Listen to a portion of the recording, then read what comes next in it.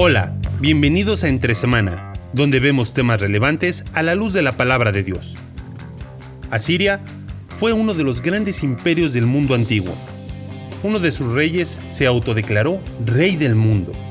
Después de destruir el reino del norte, alcanzó su máximo esplendor y repentinamente fue destruido. ¿Qué pasó con Asiria y su capital Nínive?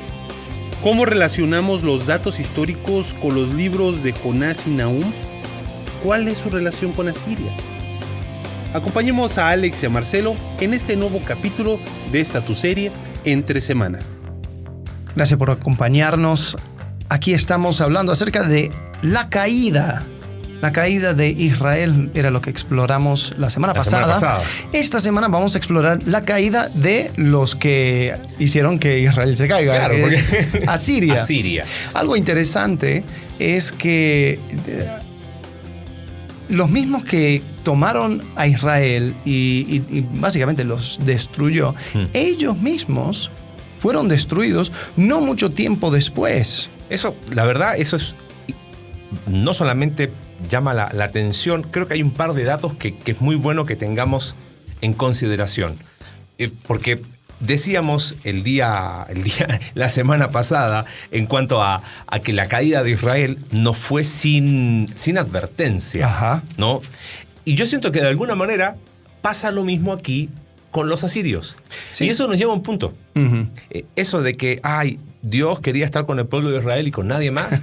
Eso es un concepto distorsionado. Sí, o que tenía que ver con un cierto tipo de preferencia. Preferencia o supremacía racial. Algunas personas hay en comentarios diciendo, no, sí, que los judíos no podían casarse con otras naciones porque para mantener la línea pura. Dije, no te confundas. La línea estaba bastante... Anda la genealogía de Jesús. Sí, y te vas a dar cuenta que está bien mezclada. Moabitas, hay cananeos, hay todo tipo de cosas, pero ¿cuál es la línea que traza? Uh-huh. Todos son personas que creyeron en Jehová. Exactamente. Entonces Dios trata a todos por igual. ¿Por qué usa Israel? Usa Israel para ser de testimonio a las naciones. Uh-huh. Pero su corazón siempre estuvo con las naciones. Hay todo un libro que se escribe acerca de la compasión que Dios tiene hacia estos asirios, que es el libro de Jonás. Ese es el punto. Creo que ahí es antes de hablar de la caída de Asiria, tenemos que partir por Jonás. Uh-huh. Hablamos la semana pasada de las técnicas de guerra, de las cosas que hacían los asirios con los países que conquistaban, con las naciones que conquistaban. Uh-huh. Es interesante. Veamos algunas fechas. El año 760 antes de Cristo, aproximadamente. Recuerda a todos los que nos están escuchando, antes de Cristo siempre números más grandes es más lejos. 760, Jonás va a Nínive. Ajá. 722, Asiria conquista el reino de Israel. Uh-huh. Y el año 612 uh-huh. es cuando cae Asiria. Uh-huh. O sea, entre el mensaje de Jonás y la caída de Asiria, le pasan más de aproximadamente 150 años. Uh-huh. Ahora, es muy interesante que el libro de Jonás uh-huh. Es un mensaje de que el amor y la misericordia de Dios están al alcance de una nación pagana como Asiria. Sí. ¿No? Y eso, aunque nos desconcierte, es así. Uh-huh. Yo creo que sin ánimo de ofender a nadie, pero quizás muchas de las razones que Jonás tenía de no ir, tenía que ver con, yo ir a esa nación que hizo todo lo que hizo, que hablamos la semana pasada, pero también está este concepto de supremacía o de saberse la nación elegida. Claro. Somos judíos. Sí. Yo soy el pueblo de Israel. Yo soy escogido por Dios. Uh-huh. Yo sé, porque no quiero que se transforme en un episodio de Jonás, pero el reclamo de Jonás es, yo sé cómo operas tú, Dios. Por eso yo no quería ir. Yo sé que tú eres un Dios clemente, misericordioso, tardo para la ira, grande misericordia. Por eso no quería ir. No sé si llamarle el primer ultracalvinista de la historia, pero creo que hay algo de eso, ¿no? De saberse, somos nosotros los elegidos y con eso suficiente. Y quizás ahí había la resistencia. Ahora, ¿por qué mencionarlo? Porque la caída de Asiria uno puede verla del punto de vista histórico, pero me encanta ver Dios sobre la historia. Claro. ¿No? Como Dios, no es que Él está moviendo los hilos cuales títeres, pero Él es soberano, está sentado en su trono. Totalmente. ¿No? Entonces, quizás lo primero es, hay 2 libros relacionados con Asiria dentro de los profetas.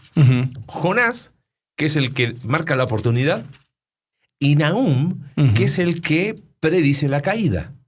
¿No? De repente alguno dice, ay, ¿y estos libros para qué están ahí? Bueno, Jonás fue el que mostró la misericordia, y Nahum es el que viene y predice la caída. Algunos, tratando de citar Nahum, algunos piensan que fue escrito aproximadamente el año 660, ¿no?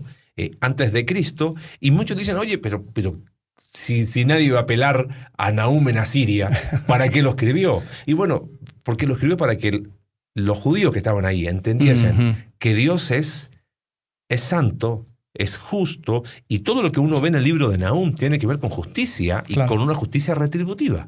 Ahí vamos a ver un par de pasajes. Sí, sí. Y hablamos un poco acerca de los asirios y cómo eran, era un pueblo sangriento, era un pueblo que se jactaba de su manera de tratar a las demás naciones, y todos le tenían miedo, la verdad.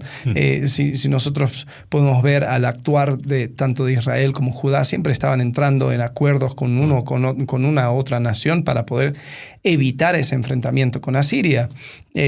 Hay una historia acerca de uno de esos enfrentamientos en Segunda de Reyes, capítulo 19, con Ezequías. Sennacherib ya fue tomando mucho de Israel, y después llega a las puertas de Jerusalén y les manda una carta diciendo, hey, así como pasó con tus hermanos del norte, así va a pasar con ustedes. Y Ezequías básicamente ahí se pone delante de Dios y ora y se muestra quebrantado, diciendo, o sea, Jehová, necesito que ayudes aquí.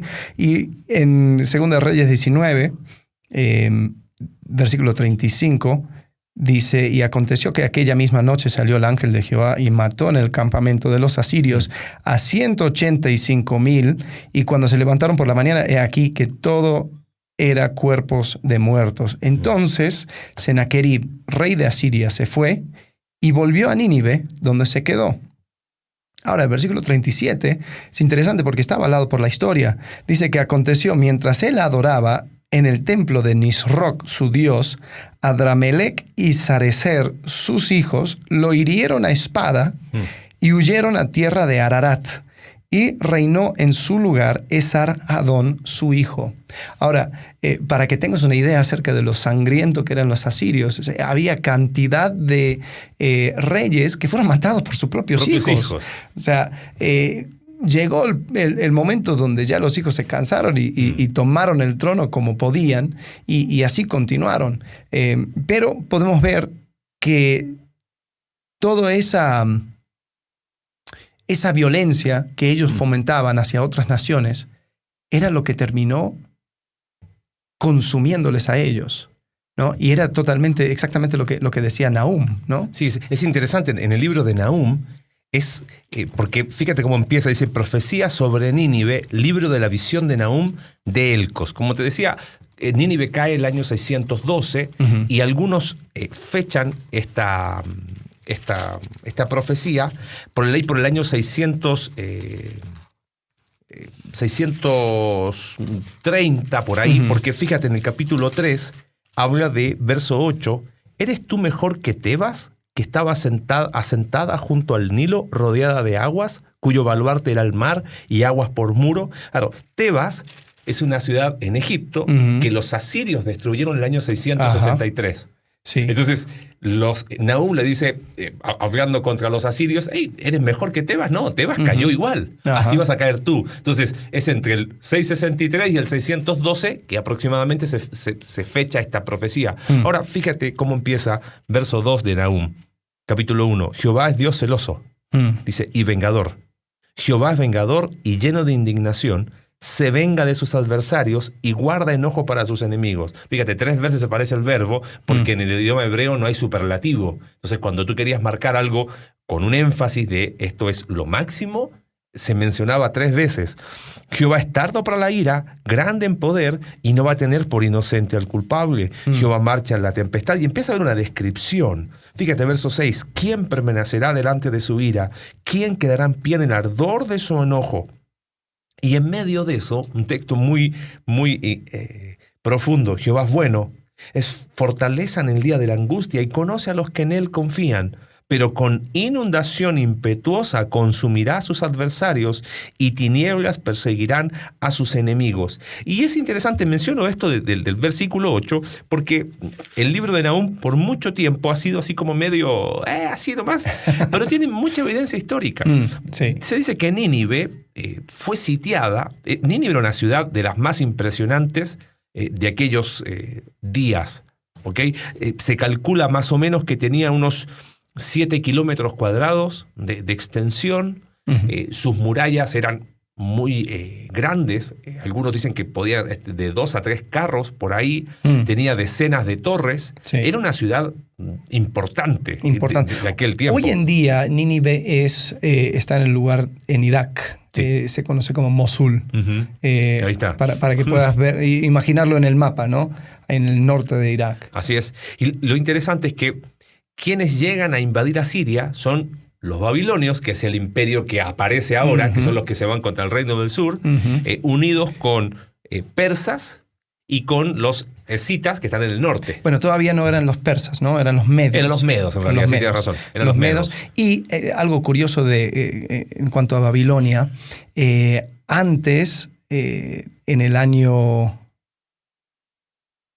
689, el rey de Asiria, Sennacherib, se hartó de tener que lidiar con los babilónicos. Los babilónicos habían estado mucho tiempo, eran un imperio importante, pero después decayeron y terminaron siendo provincia de Asiria. Pero como tenían tanta importancia histórica, siempre tenían una cierta autonomía, pero eran rebeldes.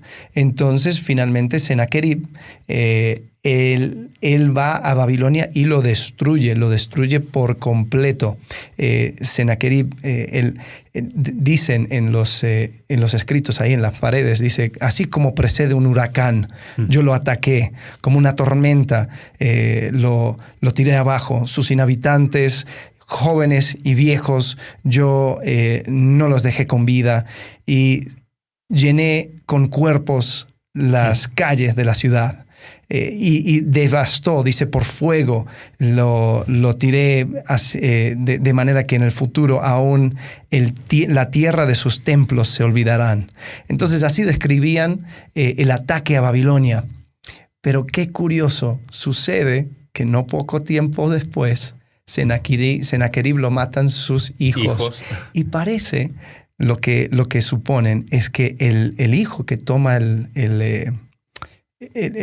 poder, él tomó la destrucción de Babilonia como una muestra de los dioses, que los dioses estaban enojados con el rey de Asiria. Entonces lo vuelve a construir a Babilonia.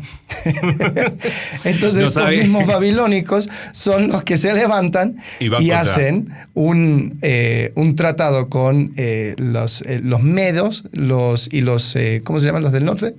Los escitas. Los escitas, que eran como los mongoles, ¿no? Eran hombres de a caballo que venían, que atacaban, que tenían un calvario impresionante.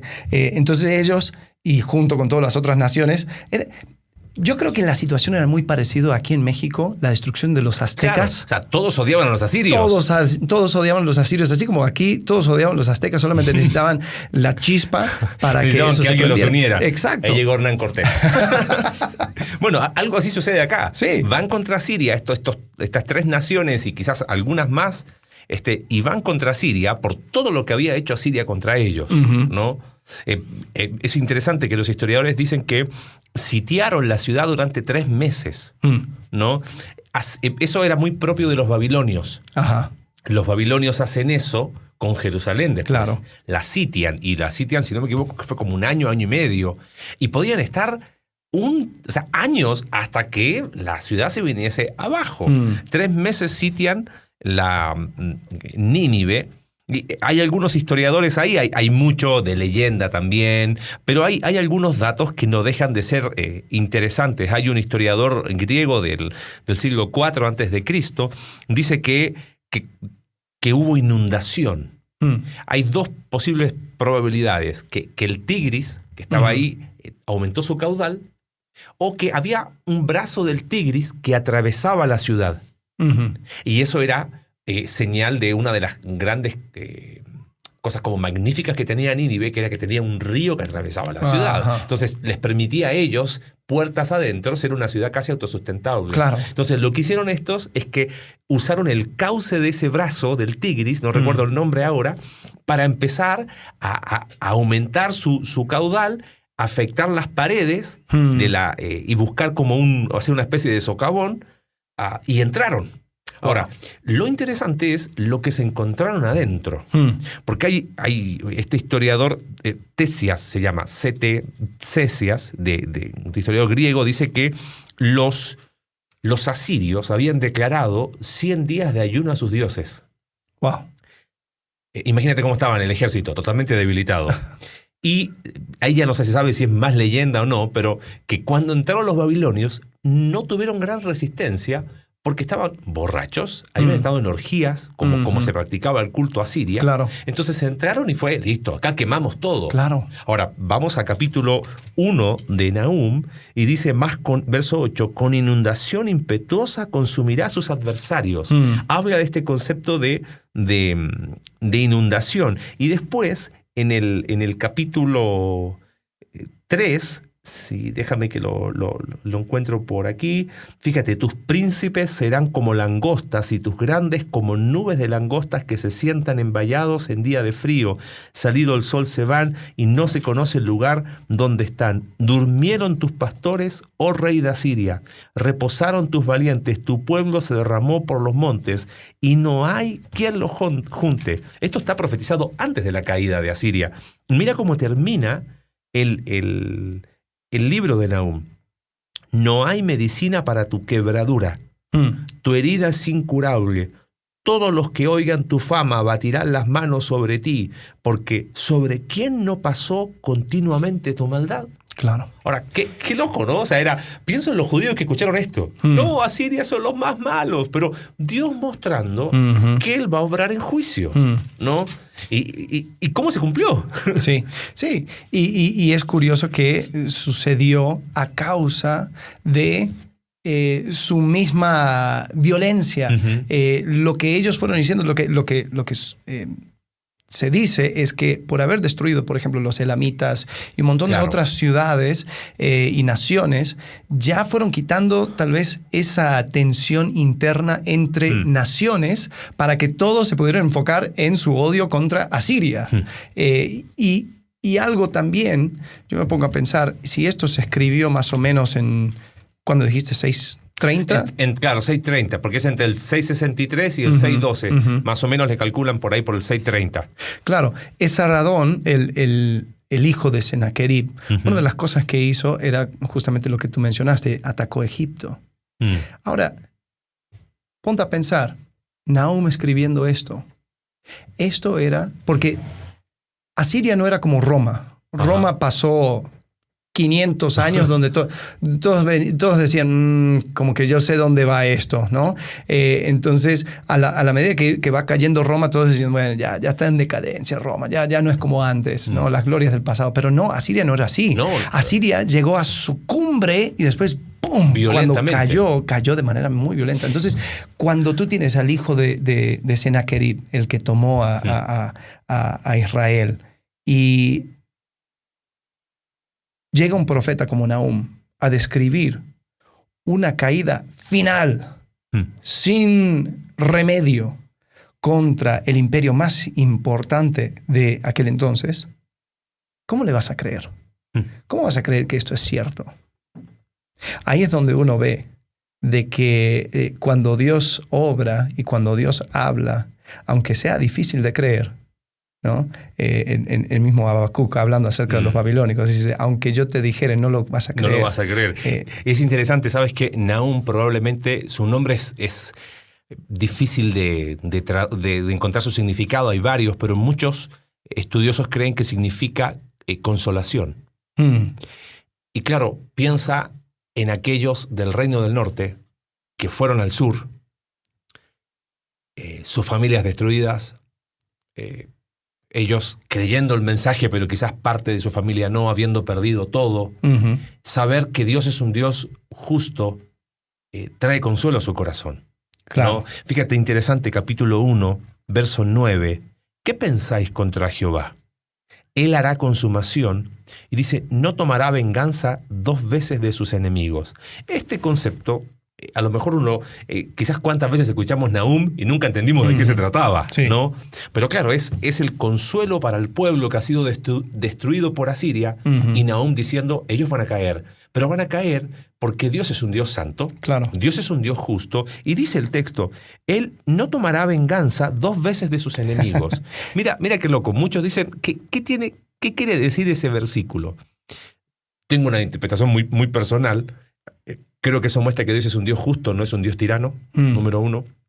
Y número 2, es que su juicio es tan justo Ujú. que basta una sola vez. Claro. Y es lo que tú acabas de decir de la historia. O sea, después de llegar al clímax de su poderío, casi inexplicablemente, ¡boom!, Sí. se viene abajo. Sí, y curioso lo que dice, porque si tú comparas eso con los escritos asirios acerca de, por ejemplo, los elamitas que mencioné, varias veces dijeron, y los destruí sin remedio, y no tuvieron remedio, y cayeron, pero después cada lo tiene que hacer cada 10 años, Claro, entonces obviamente está exagerando un poco, pero cuando Jehová lo hace, así queda. No hay remedio. No hay remedio. Y sabes que creo eso debe llevarnos a una advertencia, ¿no? Porque uno dice, bueno, pero se supone que si nosotros somos los hijos de Dios, Él no nos va a tratar hacia nosotros. Mencionaste mucho del libro de Amós, el episodio anterior. Mira qué interesante, en el libro de Amós, empieza el autor, este Amós, va del sur, de Tecoa, que era una aldea similar a Belén, muy cerquita de Belén, era una aldea de pastores, va a Betel, al lugar, al santuario que había hecho Jeroboam, y él empieza a predicar y habla, por 3 pecados y por el 4º no revocaré su castigo. Y habla de Damasco, de Siria, habla de los filisteos, del pueblo de Gaza, habla de Tiro, de los fenicios, y todos empiezan igual, por 3 pecados y por el 4º. Después habla, capítulo 1, verso 11, habla de Edom, después habla de Amón, de Moab. El concepto de por 3 pecados y por el 4º es una expresión de Medio Oriente de decir, el vaso se llenó, ¿no? O sea, ya está. Esto es irrevocable. Cuando Dios obra en juicio, metiéndonos un poquito en teología propia, ¿no? De cómo funciona Dios, cuando Dios obra en juicio, su juicio es irrevocable. Es más, la cruz es una expresión de eso. Claro. Porque no hubo vuelta atrás. Claro. Cuando el maestro cargó la cruz camino al Calvario. Dios obrando en juicio. La resurrección es lo que hace la revolución, ¿no? Sí. Pero ¿por qué quiero citar este Amós? Porque piensa un poquito en aquellos que estaban escuchando el mensaje de Amós. Ay, sí, por 3 pecados de estos son unos enemigos, los sirios, los filisteos, sí, los fenicios. Pero de repente llega capítulo 2, verso 4, y habla por 3 pecados de Judá y por el 4º. Y después se dirige a Israel. Por 3 pecados de Israel y por el 4º no revocaré su castigo. Y empieza a dar la lista de pecados. Ahora, llega el capítulo 3, que tú mencionaste, de no hará nada el Señor sin que revele su secreto a los profetas. Sí. Y hay un texto que a mí siempre me ha llamado la atención. Verso 1 y 2 leo. Oye esta palabra que ha hablado Jehová contra vosotros, hijos de Israel, contra toda la familia que hice subir de la tierra de Egipto. Dice así. A vosotros solamente he conocido de todas las familias de la tierra, por tanto os castigaré por todas vuestras maldades. Es como raro, como a vosotros conocí, entonces a vosotros castigaré. Ese concepto de conocer es en una relación filial y marca el principio escritural de mayor luz, mayor responsabilidad. Claro. O sea, este mensaje de Nahum, hey, yo soy un Dios justo, mira lo que estoy haciendo con Asiria. Era como que al mismo tiempo era una indirecta para los judíos que estaban escuchando el mensaje de Nahum. Sí. Si está tratando a un enemigo, claro, ¿no? Como los asirios, de esa manera, nosotros que hemos creído somos doblemente responsables. Claro. Y yo creo que ahí está la lección de la caída de Asiria, ¿no? O sea, si así fue Dios, habiendo mandado a Jonás, habiendo tenido la profecía de Nahum Y Asiria, como leíste tú recién, no hubo medicina para su quebranto. ¿Qué advertencia para el mismo pueblo de Israel? ¿Y qué advertencia para nosotros? Sí. Y es interesante. Nosotros pedimos justicia y queremos que Dios haga, que Dios actúe y todo lo demás. Pero la pregunta es, de todas las personas del mundo, ¿quiénes han recibido mayor luz? Bueno, los que han creído. Entonces, cuando Dios comienza con el juicio, comienza por su casa. Y tenemos que tener cuidado y entender de que si Dios va a enviar juicio, la primera cosa que tenemos que saber es que los primeros en la fila. Sí, va a tocar exponer mucho de lo que nosotros traemos adentro. Y ha sido interesante ver cómo es que delante del mundo, los movimientos de iglesia donde han querido, así como hemos dicho muchas veces, ¿no? Querían rey y querían actuar como todos los demás. Ahora hay iglesias que parecen que el pastor es más coach de vida que pastor. Y yo creo que eso no viene sin consecuencia, porque tratar livianamente con la escritura, tratar livianamente con la salvación, es una cosa que va a traer un cierto tipo de juicio donde rápidamente va a caer. Entonces nosotros tenemos que reconocer de que así como Dios trata a los que son ajenos a su persona, su presencia, también ama tanto a sus hijos que los disciplina. Sí. Y eso es lo que dice la Escritura. Y creo que escuchándote, Alex, pienso aún en nuestro contexto. ¿Cuántos de nosotros, o hemos visto aún en redes sociales, cristianos exigiendo justicia, y que por favor, y que me parece que es es loable. Es loable, es una petición o es un deseo. Me parece totalmente respetable el hecho de que se haga justicia, pero lo interesante es que los profetas, cuando hablan al pueblo de Israel, no les dicen, no, ustedes hagan justicia. Ajá. En el mismo libro de Amós, cuando habla de Israel, lo que les dice, no revocaré su castigo. ¿Sabe por qué? Porque vendieron por dinero al justo y al pobre por un par de zapatos. Pisotean en el polvo la tierra de las cabezas de los desvalidos y tuercen el camino de los humildes, y el hijo y su padre se llegan a la misma joven. Y vemos 1 Corintios capítulo 5, claro. Y vemos nuestra realidad y vemos que pasa exactamente lo mismo. ¿No? Exigimos justicia. No, creo que Asiria, a la luz del libro de Nahum, nos muestra que Dios es un Dios justo. Y cuando Él obra en justicia, su juicio no vuelve atrás. Y como dijiste tú, nos debería generar en vez de estar gritando de, sí, abajo el enemigo, no.